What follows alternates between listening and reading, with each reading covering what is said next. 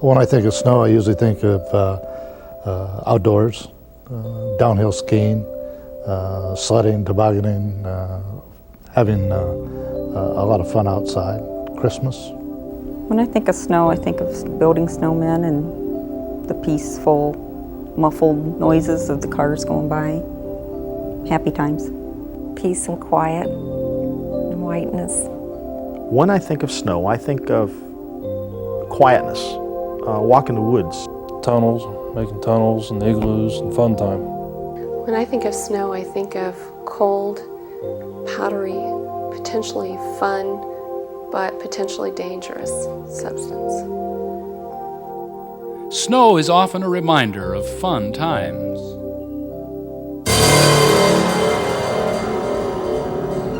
However, snow can have tragic effects. This was true Friday, January 26, 1978. The worst winter storm in Ohio history slammed into the northwest corner of the state. Temperatures plunged 30 degrees in about 2 hours, and wind chills measured below minus 50 degrees through much of Ohio. A devastating wind and a deep blanket of snow paralyzed all transportation. People stranded in vehicles, trapped in unheated homes, or caught outdoors were targets for a freezing death. This program presents eyewitness stories from the people of Northwest Ohio who lived through this storm. Stories of survival, courage, humor, and death. It also tells the story of people pulling together during a fearful time. Just incredible, the community, the sense of community that developed, and I think remained for many years thereafter, even to today, to the blizzard survivors. Those who were there know that the heart of our people produced a warmth that eventually melted this chilling confrontation with Mother Nature.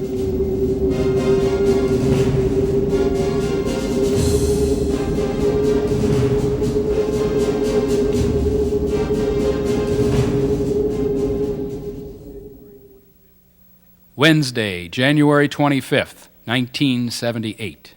The night before the storm, at that time it was the last year that I was working in radio, and we were broadcasting Bowling Green State University basketball games. And the Falcons were on the road that night at Kent State. And I was with Dave Carr. We had traveled over to Kent, and on the way home it rained. It rained very hard all the way from Kent. And I remember we arrived back to Bowling Green, it was just about midnight. And just as we turned onto my street, the rain was turning over to huge wet snowflakes.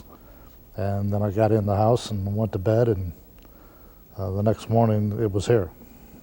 And so I started to stay up and at first watched Johnny Carson, and then from there I knew, since I didn't have to get up in the morning, I even decided to stay up even longer and watch an old movie on TV. But by the time that movie had ended, the rain was still coming down, and it was still 50 degrees, and I thought that I had made a gross error because of a weather report that I was going to now be in a grouchy mood in front of a bunch of 7th graders the next morning because I had too little sleep. The great blizzard starts off innocently enough. There's been a drizzle most of this unseasonably warm day. Residents fear the light rain will freeze over and lead to dangerously slippery conditions on the roads. Although freezing rain is hazardous, Ohioans recognize it as a fact of life and heartily adapt to it. The evening before the blizzard, it was raining, and my wife, who had a reputation for exaggerating the weather report, tried to talk me into staying home. Because there was a blizzard coming, and here it is, it's raining cats and dogs. And I laughingly told her, well, I'll be home if I have to walk. 3 major storm movements, hundreds of miles from each other, are bearing down on northwest Ohio. The first is a low pressure which has formed over Oklahoma and is ambling northeast. The second is a cold air mass which is hurtling down from Minnesota and Wisconsin, carrying temperatures between 0 and minus 10 degrees. As if vying for its share of attention, a movement of warm, moist air shoots through the Cumberland Gap in Tennessee. This warm air proceeds northward over Kentucky and southern Ohio, bearing unseasonably warm temperatures of about 75 degrees. Thursday, January 26th, 4 a.m. The low pressure sucks in the cold air mass from the north and the warm, moist air from the south, and the three weather movements angrily collide. Suddenly, the northwest Ohio sky is a battleground. The warm weather, with temperatures between 50 and 55 degrees, suddenly turns frigid. This icy air transforms the drizzle into freezing rain, then into snow. 6 a.m. A substantial snow is now carpeting northwest Ohio. The low pressure touches off gale force winds. The temperature plunges to near -10 degrees. The frigid cold and blinding snow are now extremely dangerous, life-threatening to anyone unfortunate enough to be caught outside. I woke up at about 5:30 in the morning to tremendous thunder and lightning and a combination of what at that time looked like hail and rain. This being wintertime, it was just very frightening, but didn't know what was going on, but no snow to speak of. Within the next 30 or 45 minutes, the thunder and lightning turned into a blinding snowstorm. Truly, what we were later discovered was the blizzard. Temperatures began dropping rapidly, and it was a very, very frightening experience to just see the fury of that storm come upon us with little or no warning. I was first aware that the storm hit when my wife Sally came in and woke me up. And she said, "We can't see the neighbor's house." She said, "You absolutely can't believe it outside." And I'm a person that likes snow, and I went to the window quick to look around. And it was true, you could see absolutely nothing. The snow was coming down so hard, and it was so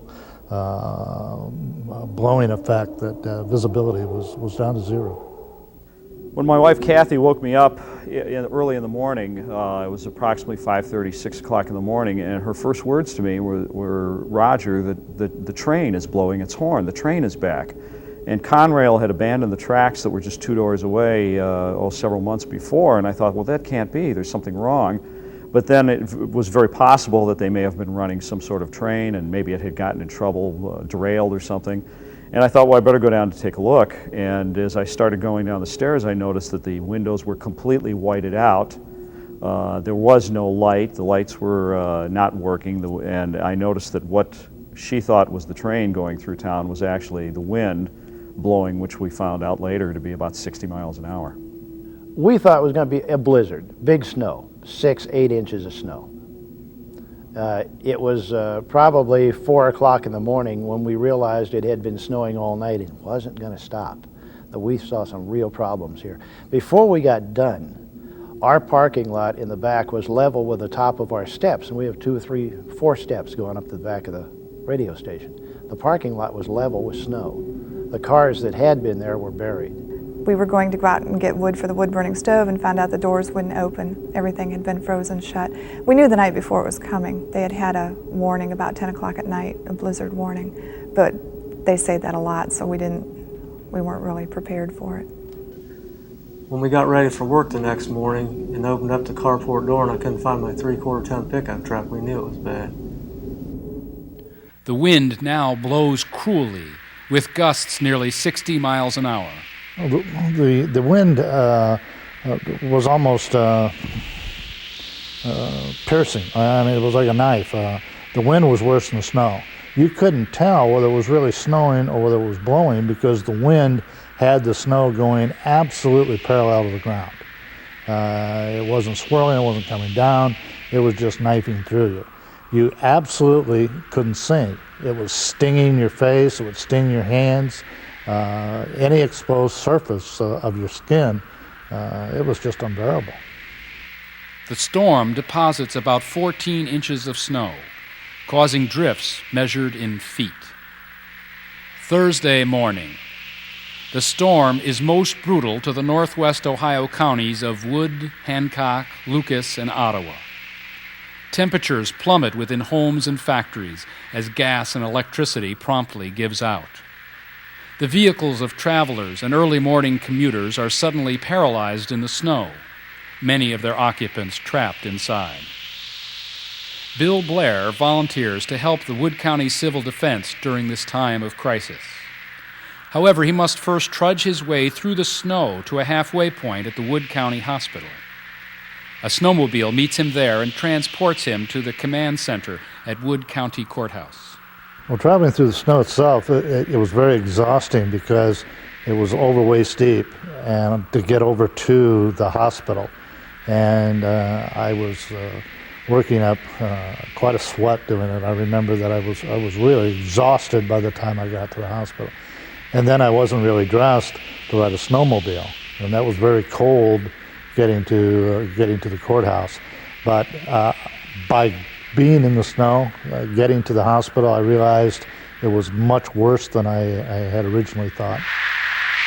Upon arriving at the command center, Blair and other volunteers discover many rural residents are without phone service, relying on CB radios to communicate.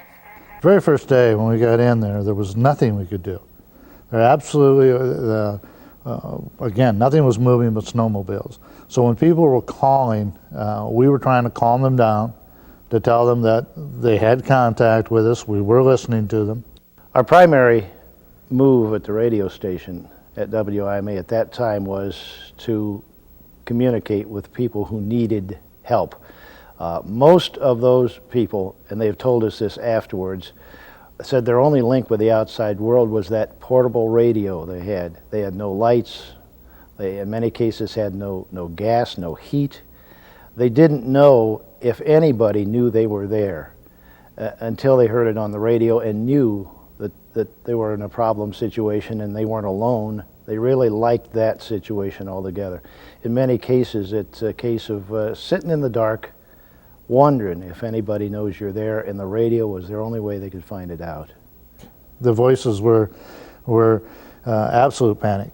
You had a whiteout during the day, and then at night when it got dark, the only thing you had was voices on the radio or on the phone, and you probably felt more helpless at night. It's a general feeling of if you've ever been in a room when the lights go out.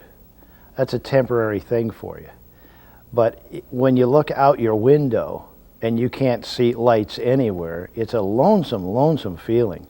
And those people wanted to know that other people knew they were there. And then they realized they may be there for a long, long time and they didn't know what to do. The storm dumped so much snow, nobody could get anywhere.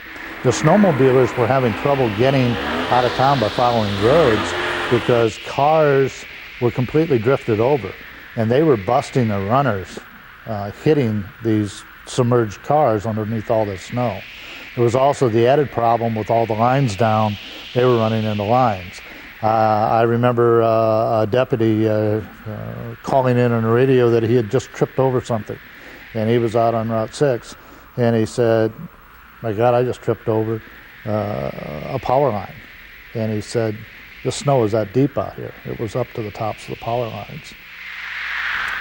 At the time of the blizzard, I was living in a trailer about a mile or so outside of Brandner, Ohio. Very isolated location, no neighbors in the immediate vicinity. And trailers aren't noted for being weatherproof in any event. So when the snow started to fly, it actually began coming in through the windows of the trailer, even though they were closed. The temperature in the trailer began to drop, and then the electricity went out, and it dropped rapidly, more than 10 degrees every 30 minutes. So after the first couple of hours, I thought there was a real danger of freezing to death. My first priority was to let my parents know I was okay and let my work know I wasn't going to be coming in. The next thing that really hit me is the temperature was dropping in the trailer. It was dropping rapidly, even though the power was still on. So I began to close windows even more tightly, see what I could do to stop the flow of air coming into the trailer. Then the power went out. When the power went out, the temperature dropped rapidly, and I began to be concerned that there was a real possibility I was going to freeze to death. I started putting on all my clothing and walled off an area of the trailer to keep warm. I was a production supervisor at Cooper Tire and Rubber in Findlay, Ohio. On December 26th, I was working from 10 o'clock in the evening till 6 o'clock in the morning. We lost power. We were, which creates panic situations. The wind was making more noise than a 2,500 horsepower electric motor. It was just unbelievable. The snow was blowing in doors and windows like they weren't even there. We were getting drifts in front of truck doors that normally nothing ever passed through. The drifting outside the plant was already, within an hour or so, was already to the peaks of the lower portions of the buildings. I had laughingly told the wife I was going to walk home. If this had kept up, I was still thinking about walking home, but with all this snow and everything, it was just not something I had really expected. At that point, I still figured on going home, but I wasn't quite exactly certain when it was going to happen. When I finally was able to start my walk home, it was in the evening, and it was one of the only times I can ever remember really looking at a calendar and seeing moonrise, moonset. And I actually walked home during that night. After looking at the calendar, I saw that the moon came up at 8:16 and set at 6:18, and it's interesting that you remember that, but that gave me light to walk home. Melvin was at work, and he talked to his wife, and he knew that the electricity was out. The storm had knocked the electricity out, so he decided to leave work early, and he stopped at Kroger's to pick up a few groceries on the way home, and then he proceeded on home in his truck. He got on the road that he lived on. It was County Road 215, and he was in contact with someone with CB radio, and they said that he told them that his truck was stuck in the snow and he was shoveling the snow, and he was proceeding to try to go on home. At that time, he's about a mile and a half from home. When we found the truck there was no snow around it at all, and the shovel was in the back of the truck. The wind could have blown all the snow away because it kept shifting. And from that point, he proceeded to his home on foot. During the blizzard, my dad had battened down the hatches. He had taken the garage door and tied it to the framing, and it prevented the snow and the ice from blowing in the garage. And I went out in the garage and noticed an orange hue to the east, and I told Dad he better come out and untie the garage door so we could get a look at what was going on. And the neighbor's house next door had caught fire. And it was kind of ironic because after we lost power, the neighbors asked us to come over to keep warm. During the storm, a big tree had fallen on our neighbor's house. She was an elderly widow lady, didn't want to leave her home. So my husband got out and went up over, got on her roof with his chainsaw to cut away this tree. And so then I kept trying to check on him out our back door. I couldn't see him because the snow was just blowing so hard, like 50 miles an hour. It was like looking through a white sheet. I could still hear the chainsaw, so I knew he was up there. After he got that cleared, he went inside and patched the roof from the inside, and then took time to clean out the snow that had fallen in her hallway.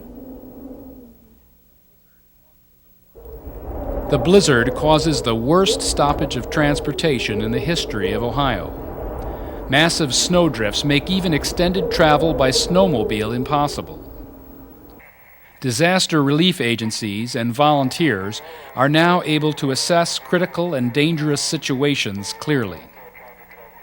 One desperate incident involves the transport of a West Millgrove baby to a hospital in Bowling Green. The baby was badly dehydrated and was going to die. We had worked with a helicopter pilot that was stranded out at the airport to get his copter fueled. The gas pumps at the airport were all frozen, and we went out and built a shelter to get it out of the wind, and then we got heaters inside to get the pumps unfrozen, thaw them out, to get fuel for the helicopter. But it was conditions that absolutely under any normal circumstances would never be done. I mean, you're just forbidden to fly in this kind of weather. But for what we were trying to accomplish and what we had to do, the risk was worth it, in my opinion. Doug Valentine at this time was had gotten involved and was out at the airport trying to get things going out there. And the helicopter pilot said he would make one flight for us, and it was to go get that baby. The doctor kept calling and said, you got 12 hours. This was when we're still thawing out the gas pumps. We couldn't get the helicopter started. It was frozen. I remember we were down to 6 hours, 3 hours, and he was calling constantly and said, if you don't get here, don't bother coming. With time running out, rescuers resort to a dangerous scheme to warm up the helicopter's engine.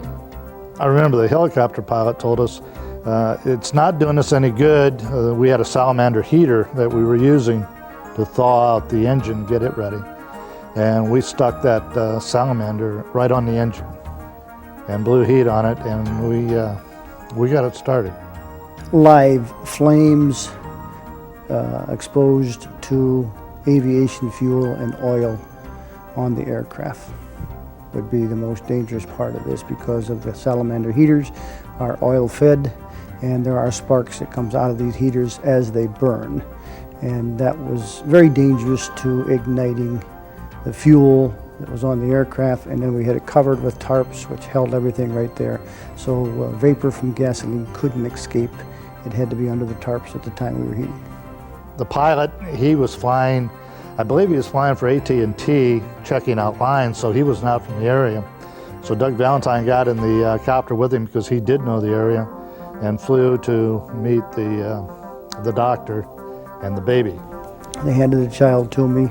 I brought the child in on my lap, put my belt in such a manner that it had us both belted in, and then the aircraft, people cleared the area, the aircraft lifted off, we turned and came back the opposite direction, right straight back to Bowling Green, to Wood County Hospital.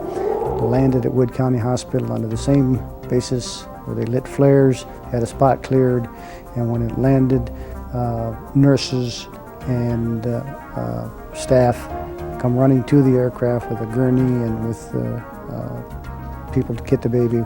He got the baby back, and the baby survived. But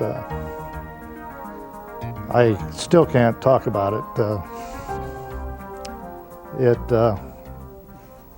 It was the one incident that really got to us all. And I remember when I went home, Sally said, how bad is it? And I hadn't been home for about 3 days.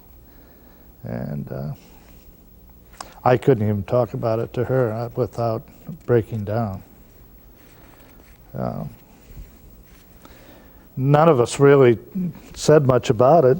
It was just something that we did, and we got the gratification of saving a life. My situation before the storm hit was that I was pregnant with my first child. My due date was February 2nd, and I was at the doctor's office that Wednesday, and he told me it'd be another week he'd see me. And I was feeling fine, excited. Once the storm hit, we found that we couldn't get to the hospital, couldn't even get around town. The drifts were too deep. And I called the police and told them, I said, I have a Jeep truck, and I said, I can take her to the hospital. And they said, no, the snow's too bad, you can't get out. And I said, but I have a Jeep with four-wheel drive. And he said, if you can't get out of town, there's no roads or streets that are cleared. And I said, well, okay. I said, my wife's in labor. I said, she went into labor about 7 o'clock this morning. And they said, well, you're going to have to do something else. So we called Dr. Roberts at the time. I was informed by the emergency people in North Baltimore, who were all holding forth at the City Hall, and they said that Karen was in labor and wondered whether I would go see her, and I did. And when I got there, she was perfectly willing to have her delivery at home, so we decided to go ahead and do a home delivery. Ohio Governor James Rhodes orders the Ohio National Guard to report for duty. President Jimmy Carter declares Ohio a disaster area. Sergeant Kenneth Snyder of the Ohio National Guard is activated and ordered to report for duty to an armory near Toledo. After making good progress through the snow, his four-wheel drive truck suddenly plunges into a snowbank. The truck just, boom, stopped. I tried to get out the left door and I couldn't get out that. I tried to get out the right door. So I crawled out the back and I was in a snowdrift that was 20 feet deep, 20 foot high. And when I did leave home, I took a scoop shovel with me, so I had to dig it out so it dropped down and get enough and backed out there. Once clear of the drift, Sergeant Snyder sets out to the armory. I saw a car in a snowdrift, and so I got out of my car and brushed the snow away where I could look in the window, and there was a person in a car. It was a gentleman there. I got him out, got him in my Ram Charger, got him warmed up, got to talking to him, and he had worked for the railroad out of Walbridge there, and he'd been in that car since 7 o'clock this morning when he got off duty, and he was stuck in there, and of course he ran out of fuel.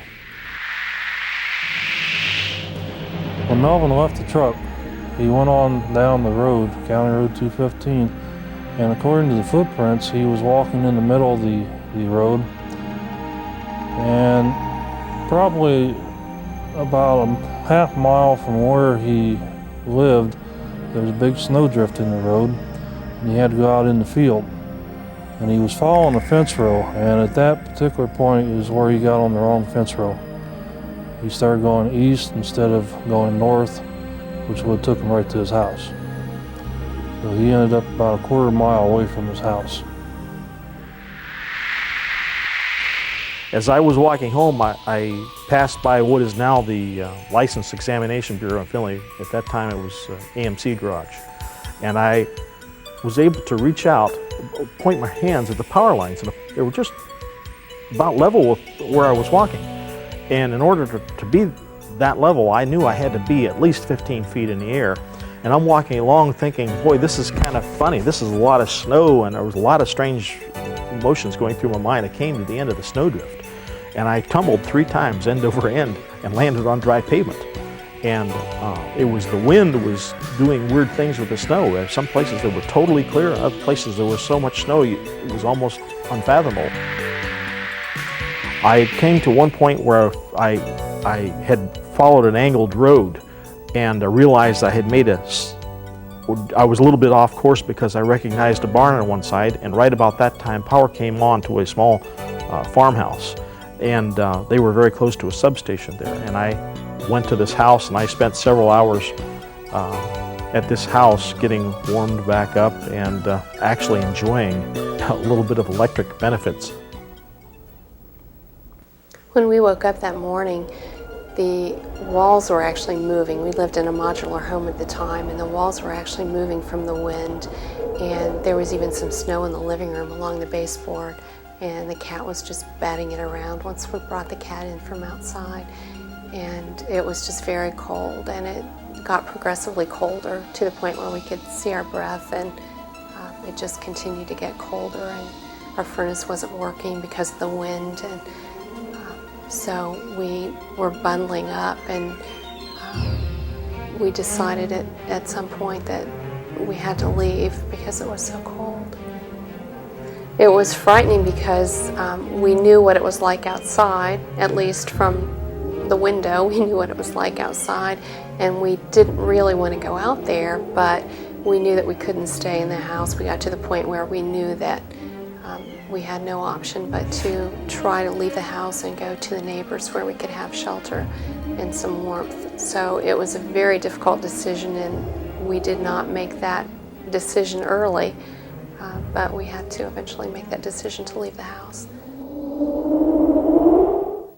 My wife was in the furniture business. She had won a all-expense trip for the two of us to Hawaii. We would be leaving from Cleveland on Saturday, and the blizzard hit Thursday. The rain quickly turned into snow and escalated into the super blizzard, and it snowed for a couple of more days. Bowling Green being the center of the storm, or Wood County being the center of the storm, we were pretty well trapped in Bowling Green. There was no way out. By Saturday, the weather wasn't that bad in Cleveland. The charter went, and so there was no way it could be postponed. So we just missed the trip. As the temperature continued to drop, I turned on the stove of the trailer, but you don't want to just leave that on because there's a real possibility of being asphyxiated by the fumes. So I actually built a reflector oven back from my Boy Scout training out of aluminum foil with the vent of the stove remaining open and the heat being reflected to me by the aluminum foil. And I was actually, by walling off the area, having this reflector oven built, able to get the air temperature where I was sitting up to about 50 degrees. So then I knew I was going to make it. I wasn't going to die. I got to Linguist by snowmobile, and I had no problem with the guy that took me that day, but the guy the day before, I'd gone on a house call and I was sitting on the back of the snowmobile with my bag on my lap, and the guy went around the corner and I went off the snowmobile with minimum damage. And so I got a different driver the second day.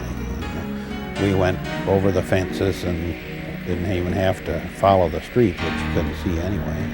It was only about a 5-minute ride. My husband described the scene of the doctor arriving as looking like Santa Claus coming up over the fence because he had his snowmobile suit on and a big pack with him of all the supplies. And the drifts came up over the fence, so he just walked right over the back fence, didn't realize the fence was there. He said not to get nervous, and he made arrangements to get a hold of June Ray, his nurse. She was living in town at the time. Her house had burnt, and she was living in an apartment. And the same guy that brought him down on the snowmobile made a trip and found her and brought her to the house. It was a little bit scary. I did know the driver and I trusted him. He knew the terrain quite well, but it was extremely cold and no one was on the street. It was very eerie, and it must have been a mile, at least a mile ride. And I didn't have proper clothing, but I did have layers on, so I made it okay. Chris Cooperrider is pregnant and needs a snowmobile ride to nearby Interstate 75. From there, she can be transported to the hospital in Bowling Green. So my husband went over and asked the neighbor to radio for help, that anyone that had a sled, you know, if they could bring it out. Right after that, he comes back over, and this guy comes up. He was dressed all in black snowmobile, and he had a black sled on the back. So he got us all bundled in and everything was fine. And we went to Signet, and Signet had an ambulance waiting for us. So they were trying to get me in the ambulance, and I'm all worried because I had taken a quilt, and I wanted to make sure I had this quilt. And so I'm getting the quilt in the ambulance, and all of a sudden we decide we need to thank this guy that got us there, and he was gone. And so we asked the emergency squad to thank him when they saw him again, and they go, "We thought you knew him." And we're going, "No, we thought he was part of the emergency squad because he came right after we radioed." And they said, "Oh, well, it must be somebody that heard your CB announcement that you needed help and showed up." Well, later on, my husband had gone to the neighbors to thank him for radioing, and the neighbor said, "I couldn't get the CB radio to work." So we still have no clue who this guy in black was. But the emergency squad didn't seem to know either, so it was kind of a mystery. When we made the decision to leave, we were planning to walk to Hazel's house, and Hazel was an elderly neighbor who lived approximately 1/8 of a mile from our house. She was just north of us. It was a difficult decision because visibility was so poor at that time and the wind was so strong. And we decided to leave dressed in many layers of clothing, and we attempted to walk to her house. And I was very disoriented walking there because of the blowing snow and the heavy wind, and I think probably the cold as well. The noise associated with the wind that strong was incredible. The noise, it was eerie almost. The wind was so strong, and it would almost take your breath away when you were facing winds like that. And it was just a penetrating cold and just very eerie, actually. My biggest problem in walking home, I did not have goggles. And I only ran into one other person who was out of doors that night on purpose, was a snowmobiler. And he probably doesn't realize how close he came to hitting me, because as much problems as I was having seeing, I'm sure that the faceplate on his snowmobile mask was totally iced over, and because he missed me by mere inches. And he probably never figured there was anybody else out there, and he probably never even saw me. I came upon a truck it was sitting with its engine running, and as I passed the truck, I all of a sudden I realized that some guys were pounding on the window, and it was a truck from Virginia, and there were two truckers in it, and all they had were sweatshirts. And part of what I was wearing a snowsuit, and then I was wearing a hooded coat on top of the snowsuit. And what I did is I gave them the hooded coat, and one at a time I walked them about a little less than a quarter of a mile to the Findlay Airport, which had a generator and had heat at that time. They were unable to walk facing the storm. I had to link arms with them, and they walked backwards till we got to that particular location. I walked them both over there, and they were eternally grateful. It's just, you know, they couldn't believe that of such a storm. Well, we had a guy who volunteered, who had been in radio in Columbus and was in Lima, and he stopped in and said, "Can I help out?" and told us his qualifications. And he was a dynamite guy in the air, and he helped us out tremendously, but he also apparently either ran a stable or knew of several young ladies who worked as women of the night. One of them showed up at the back door with a big pot of chili. She was dealing in more than chili. We at the radio station ate the chili and sent her on her way. We appreciated the chili.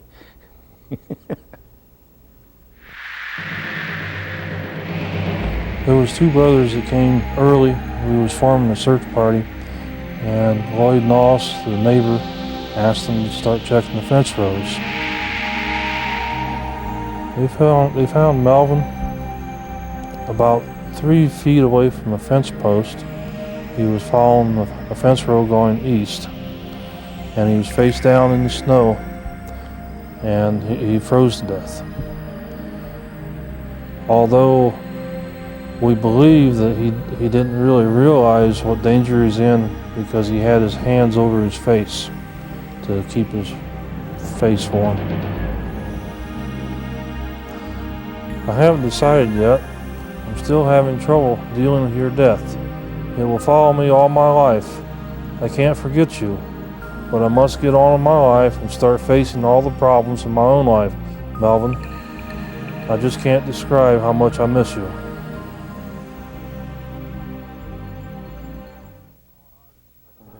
It was still snowing hard on the second day.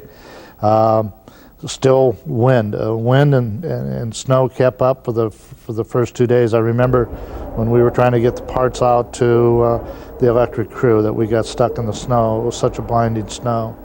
The persistent storm conditions continue to place Northwest Ohio residents in grave conditions. Many Wood County residents are without water, electricity, and food. There have been 6 confirmed deaths.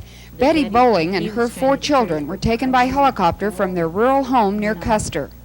The wind blew our front door down, and we had 3 to 4 inches of snow inside our house. And we were without food and water and electricity from Thursday morning till they brought us in here Saturday afternoon. Freezing. The one instance, again, that was very difficult, we had a call from a rural family, and they said they had no heat and that they were burning in the fireplace what wood they had. They called back about every hour to let us know what condition they were in. We got hold of a farmer with a large farm tractor who was going to try to make his way to them. They again would call back and said, we're now burning the furniture.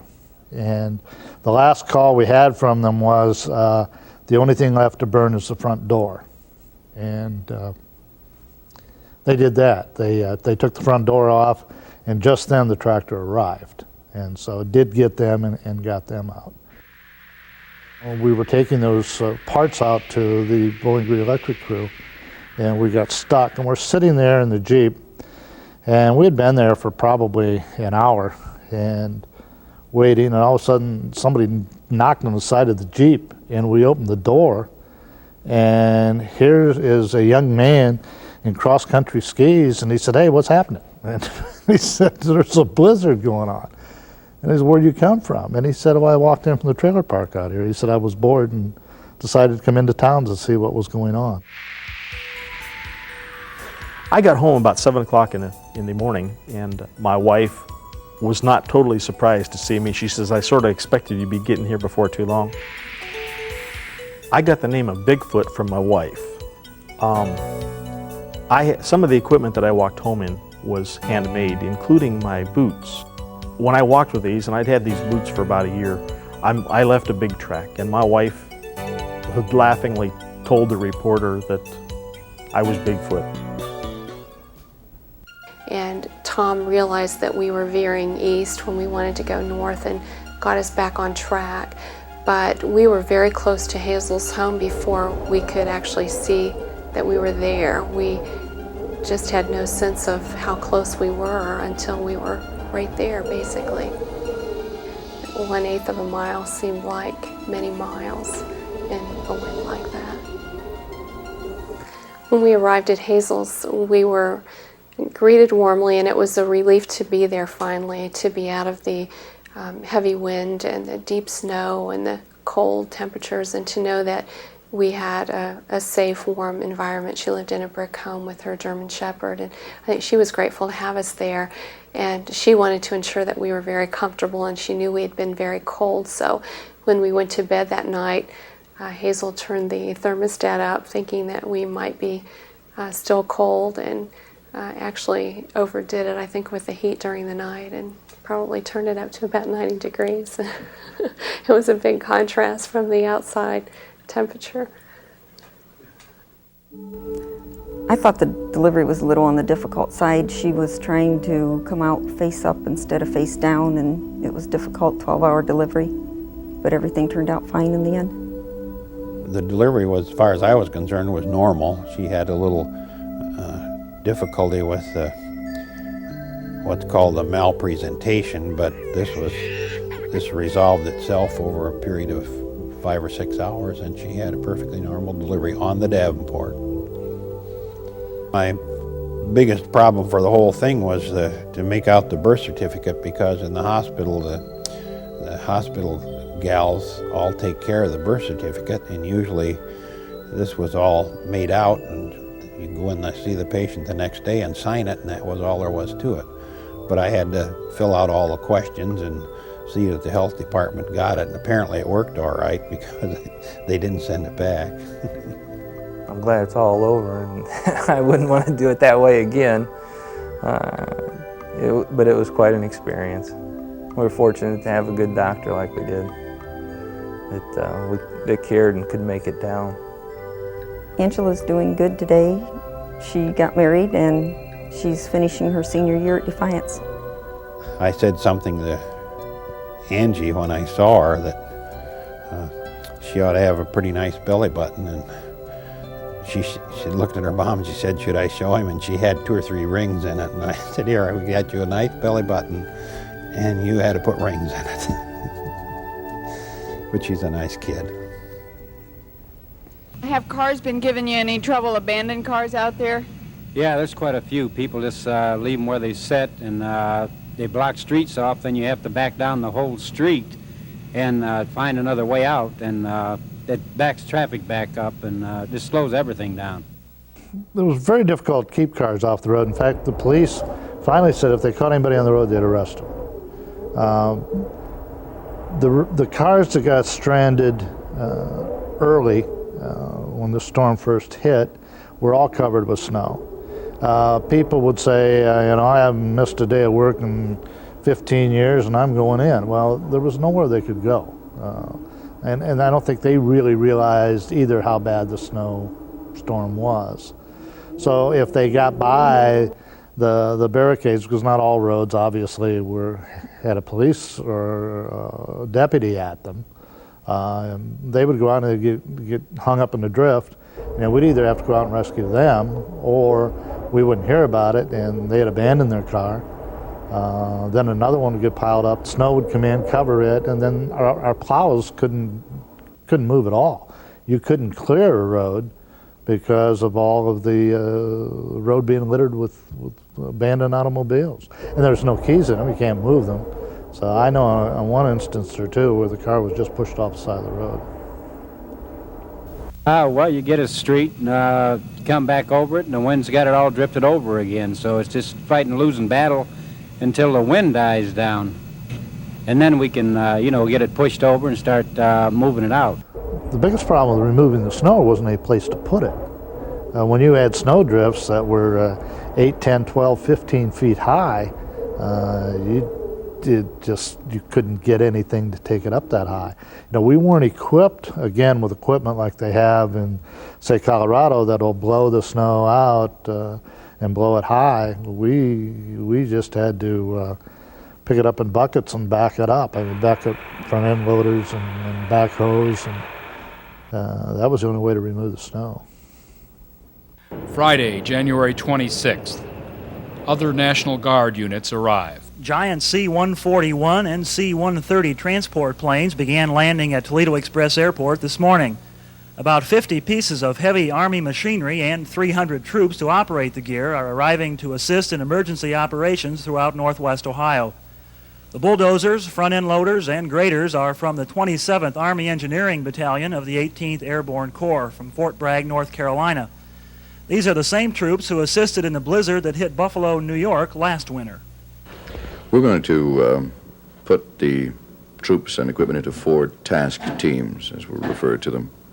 And their job will be to go out to the 4 counties which have been hardest hit, Wood, Ottawa, Hancock, and Lucas counties. The first priority, of course, will be Wood County. That's been most severely hit by the storm, and that'll be our first priority after we literally dig ourselves out of our own pile of snow here. And some of the missions that they performed was hauling fuel oil to farm areas or isolated areas that people had no heat, applying medicine out to people, took a pregnant lady to the hospital to have her baby, picked up one man that had to have blood urinalysis and took him to the hospital. We flew approximately 1,300 missions in the total 17 days that the units was activated. Each task force is equipped with at least 1 helicopter. The choppers are being used to transport emergency victims, such as kidney dialysis and heart patients. Even a 12-hour-old baby was flown to an area hospital. The efforts here will continue until the situation throughout northwest Ohio returns to normal. But officials aren't making any predictions when that will be. Bob Sharp, Toledo 11 News, with the minicam. The patients were coming in for different reasons, but the ones that I remember were the pregnant women who were coming in usually as a precaution because they were due any day.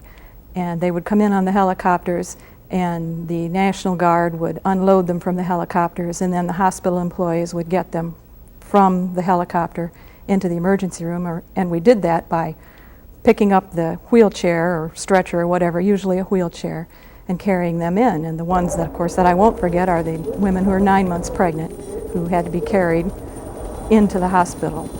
Usually 4 of us to a chair trying to carry them over the snow drifts and the little bumps and ridges in the parking lot. We never dropped a soul. The National Guard and local relief agencies clear snow from approximately 8,000 miles of roads in Ohio, 300 miles in Wood County alone. The storm begins to die down. Many residents now venture out from their homes in search of food. The supermarket business is brisk despite clogged roads. Many walked, some for a mile to get to the stores. Others were snowmobiled, while the lucky ones drove in four-wheelers.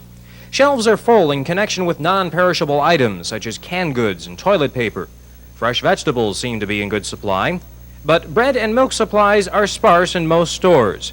The reason? People are buying large numbers of an item when they might not have to. The only problem that we're having at this time is the fact that the people are hitting us so fast, and we have not had a chance to replenish, but we have made arrangements for everything to be back in these stores. And we are making arrangements now for the people to handle everything once it gets back in the stores. We've really had great cooperation from the customers and our own people. We've got some checkers that been working basically around the clock to help the customer get their groceries and get out. Perhaps the best indication that people are taking this crisis in stride is the fact that beer shelves in many stores are empty. Sales began briskly at 6 o'clock last evening and have been going strong ever since. Evidently, people are getting in the spirit of the blizzard of '78. I'm Randy Little, Toledo 11 News with the Minicam in Southland. Some people dig their way out of the snow, and the sense of urgency and fear begins to melt away. Many are able to return to abandoned homes. Interstate 75, schools and businesses reopen. The National Guard pulls out. 51 deaths are reported statewide, and property damage totals in the millions. The pace of life returns to the way it was, even though the snow remains in some places until May. Of course, there are those who are always looking to make a buck. Yes, this winter has been a bit much. You might even say memorable. The winter storms sweeping much of the nation have proven once again that dear old Mother Nature still holds the pat hand and plays her trumps at will. Of course, some people say that in every cloud there's a silver lining. And for 3 Northwest Ohio firms, that lining is silver indeed. The firms are marketing Survivor T-shirts. These are message shirts which let others know that the wearers survived the blizzard of '78. Of course, those on the East Coast may well think all this survivor talk is premature. You feel you are making light of what was a serious event for Northwest Ohio, at least?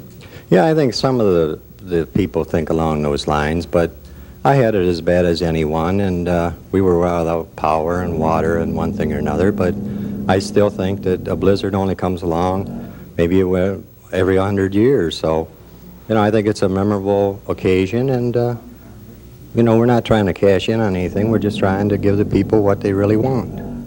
Now, how long did it take you to mobilize? It took us just about 24 hours to mobilize, and that was it. Until the time that we had T-shirts available in the newspaper, ads on TV, it was about 24 hours.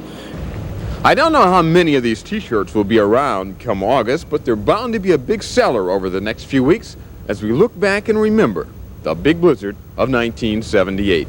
I'm Jim Proctor, Toledo 11 News with the mini at ye old Dunham factory. There was a lot to be learned by the blizzard. It was learned that you've got to have equipment to deal with any kind of a disaster. And I think civil defense at that time, and all of our preparedness and everything, we were looking at tornadoes, basically. And this was a blizzard operation. We'd had one a year before, but it was nothing near what this one was. But it showed both the county and the city that you need to purchase equipment, be ready. I think since the blizzard, we've tried to be much more prepared than we were. Before, we would be somewhat prepared if we anticipated certain weather conditions, but now we realize how suddenly weather can change, and so we try to always be prepared as much as possible with food items in the house. We have extra wood cut, and also we have an emergency kit that we keep in the trunk, which has a coffee can that we can melt snow in. We have matches, extra gloves, socks, scarf, blanket, all of those types of items to keep warm. I think surviving through the blizzard has helped make me even more aware of how important it is for one person to help another, to know that you can overcome natural disasters and truly almost any adversity by helping each other. I'm more inclined to help other people now than I was before, whether it be through a disaster, a car accident, or just somebody falling down on the sidewalk. I think I'm a little bit more inclined to go give a hand, knowing how important it is when you're the person that needs the help. I think what changed me maybe through the blizzard was to be a volunteer, to give of yourself to help somebody else out. Don't be shy of getting involved, and especially if you have something to give, then don't be afraid to step forward and do it.